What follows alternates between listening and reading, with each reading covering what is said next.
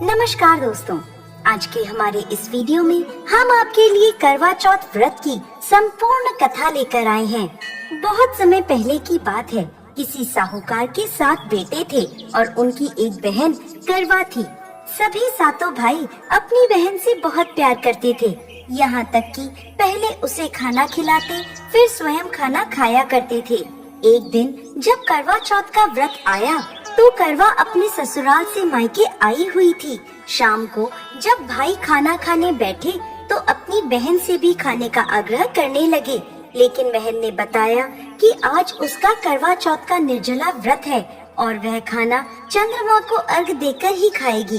अपनी बहन को भूख प्यास से व्याकुल देख सबसे छोटे भाई ने पहाड़ी पर जाकर एक दीपक जला दिया और उसे चलनी की ओट में रख दिया। वापस आकर अपनी बहन से कहने लगा, बहन चांद निकल गया है, तुम अर्घ देकर खाना खा लो। करवा भागी भागी अपनी भाभीियों के पास गई और कहने लगी, भाभी चलो चांद निकल गया, अर्घ देकर खाना खाते हैं। भाभियाँ सारी बात जानती थी। वो बोली, बाई साहब अभी आपका चांद निकला है, आप अर्घ देकर खाना खा लो, हमारा चांद निकलने में अभी समय है। करवा भोली भाली भाभीियों की ये बात नहीं समझ पाई और चांद को अर्घ देकर खाना खाने बैठ गई। जैसे ही पहला निवाला तोड़ा तो उसे छींक आ गई, दूसरा निवाला तोड़ा तो उसमें बाल निकल आया और तीसरा निवाला तोड़ते ही उसके ससुराल से खबर आ गई कि जैसे भी हालत में है तुरंत अपने ससुराल पहुँचे। सेठानी करवा को विदा करने के लिए जैसे ही कपड़े निकालने लगी तो कभी उसके हाथ में काला कपड़ा आए तो कभी सफेद। ये देखकर सेठानी को बहुत चिंता हुई और वह करवा से बोली, बेटा रास्ते में जो भी मिले उन सबके पैर छूती जाना, जो भी तुझे बूढ़ सुहागन होने का आशीर्वाद दे तो वहीं अपने पल्ले में गांठ बांध लेना। माँ की ये बात सुनकर करवा अपने ससुराल के लिए निकल गई। रास्ते में जो भी मिला करवा उन सबके पैर छूती गई। सभी उसे खुश रहो सुखी रहो यह आशीर्वाद देते रहे, लेकिन किसी ने भी उसे बूढ़ सुहागन होने का आशीर्वाद नहीं दिया। अब करवा जैसे ही अपने ससुराल पहुंची तो घर के आंगन में छोटी ननद खेल रही थी।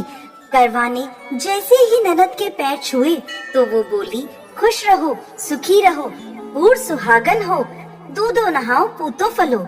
छोटी ननद के ऐसा आशीर्वाद देते ही करवा ने अपने पल्ले पर गांठ बांध ली। जैसे ही वो अंदर गई तो देखती है आंगन में उसके पति का शव रखा था और उसे ले जाने की तैयारी की जा रही थी। यह देखते ही करवा रोने लगी, विलाप करने लगी और कहने लगी, मैं इन्हें कहीं नहीं ले जाने दूंगी, इन्हें कहीं मत लेके जाओ। जब कोई भी उसकी बात नहीं माना तो वो बोली, मैं भी इनके साथ चलूंगी।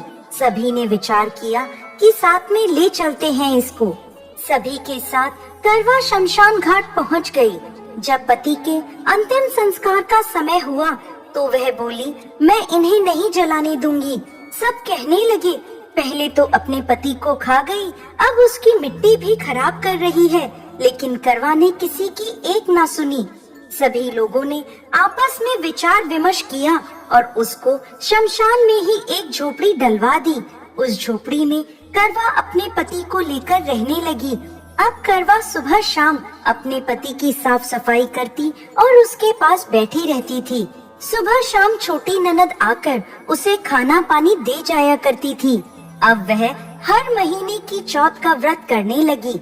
व्रत करती, चंद्रमा को अर्घ देती और जब पूजा करने बैठती तो चौथ माता प्रकट होकर कहती, करवो ले घड़ी बुखारी करवो ले, भाइयों की प्यारी करवो ले। तो करवा उनसे अपना सुहाग मांगने लगती।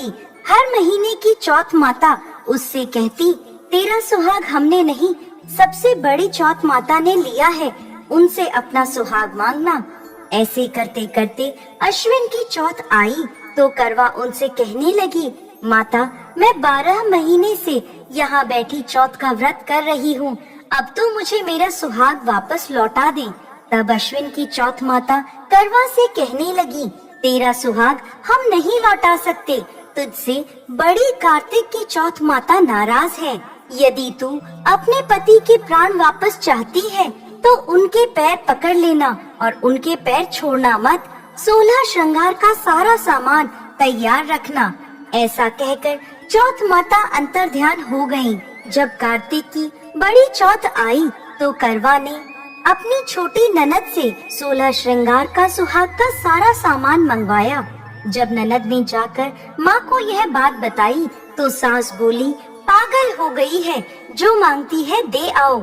छोटी ननद सुहाग का सारा सामान लाकर करवा को दे देती है।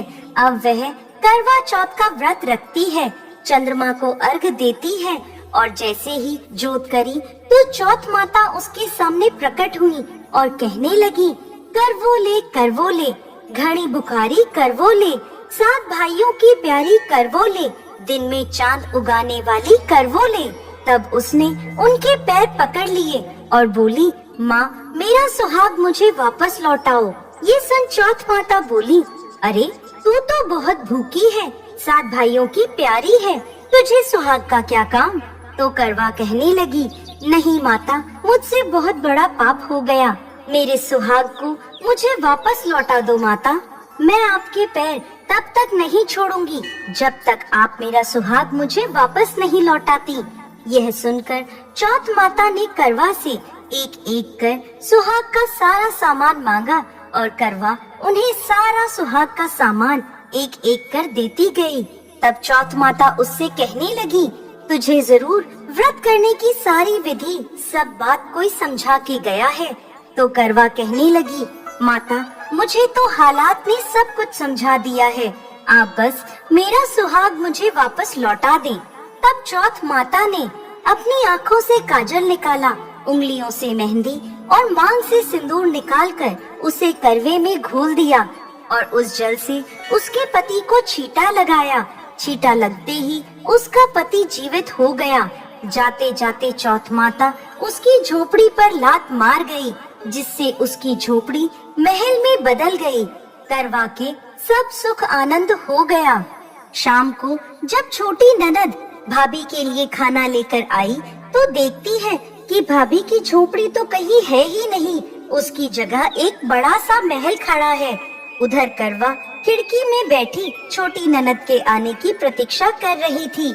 छोटी ननद को आता देख करवा दौड़ी दौड़ी उसके पास गई और कहने लगी, देखो बाईसा, आपका भाई जीवित हो गया। घर जाओ और माता जी से कहो कि गाजे बाजे के साथ हमें लेने आए। छोटी ननद दौड़ी दौड़ी माँ के पास गई और कहने लगी, माँ भाई जीवित हो गया। माँ कहने लगी, अब तक तो वो भाभी ही थी, अब तेरा भी उसके साथ साथ दिमाग खराब हो गया है। तो वह बोली, नहीं माँ, मैंने अपनी आँखों से देखा है, भाई जीवित हो गया है। ये सुन माँ और बेटी दोनों गाजे बाजे के साथ अपने बेटे और बहू के पास पहुँचे।